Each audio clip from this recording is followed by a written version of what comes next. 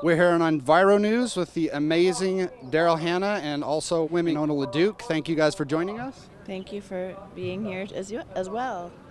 Nanine. So, Daryl, you've been arrested many times. What is it that keeps motivating you to come out to these events, putting your freedom on the line? What is it that drives you?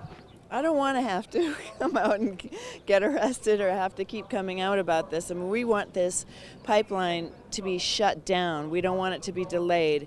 We don't want this export pipeline to be a conduit to further expansion of the tar sands. We don't want it going through lands where it can contaminate and desecrate the soil and the uncontaminated water.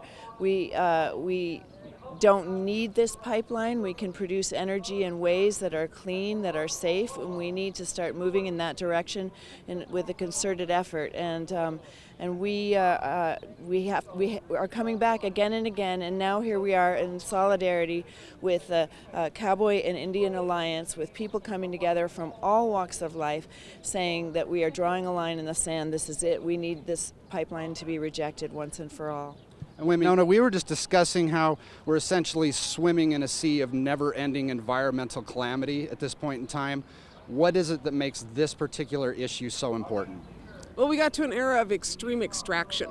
We all pretty much slid through this fossil fuel era, and now we've kind of run out of stuff that's easy to get. So now we're in this place where we're blowing off the top of mountaintops, like 500 of them. We're drilling 20,000 feet under the ocean. We're fracking every place we can possibly think about fracking, and we're peeling back an area the size of Florida up in a pristine area of the Athabascan River Basin. That's extreme.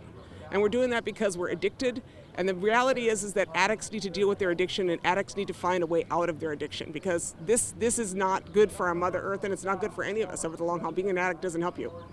Now, speaking of this swath of pristine wilderness that they've taken out that now resembles what I say the likes of Mordor from Middle Earth up in Canada. Mordor, yeah. Right. We're looking at a situation in Utah with 1 to 3 trillion barrels of tar sand and shale oil. The first commercial strip mine has been approved. They've taken out a few acres out there, and we're looking potentially at our own Athabasca here in the lower 48 states. Are you guys engaged on this issue? Are you going to be engaged more in the future? And if so, what's the plan there? Yeah, absolutely. All of these extreme extraction processes that Winona was just mentioning need to come to an end. This is why we are talking about moving beyond the fossil fuel age, like really creating a concerted effort to produce energy and food in a way that is not destructive to us and to all life. I mean, we already have those tools at our disposal. We just aren't employing them. One question I wanted to ask you today is about, we see it as a related subject, although it may seem unrelated, which is the Fukushima crisis in Japan is spewing plutonium and other deadly isotopes into the ocean on a daily basis. Why are there not more stars and celebrities talking about this, more prominent personalities? What can be done to mobilize more forces around that issue? Yeah, I mean, it's funny how quite often nuclear power is represented as a clean form of energy, but it's also a fossil fuel, and unfortunately has this horrible byproduct of this radioactive waste, and of course the radiation that's now spilling into the sea that's going to affect our fish supplies and all the creatures in the oceans, which are the foundation of life, the base of the food chain. So once again, it's just not wise practices, It sounded good at one point, but now we know better, and now it's time to move to a different paradigm. Your thoughts on that? Yeah, I think we're calling on people of conscience to say something. This happens to be the place we all live. And, if you think you could live in a bubble and you could have either ecological amnesia or historical amnesia and pretend that these things aren't happening, then you're wrong. We're all going to be having to drink this water. We all drink this water. It's the only place we have. And, we look at the choices that are out there ahead of us. The fact is that this system is so inefficient.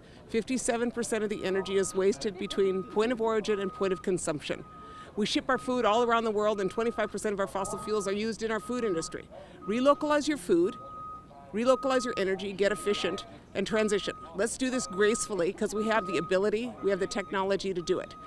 What we need to do is be about the process of doing it. Instead of spending $7 billion on a pipeline to nowhere for some corporations, we need to spend $7 billion on infrastructure in this country. Water, power, electricity, things that are going to make us healthy over the long term, not profits for a few. And self-sufficient as well. And self-sufficient, yeah. The amazing and committed Winona LaDuke and Daryl Hannah, thank you so much for being on the show with us today. Thank you. Thank you. Thanks for having us.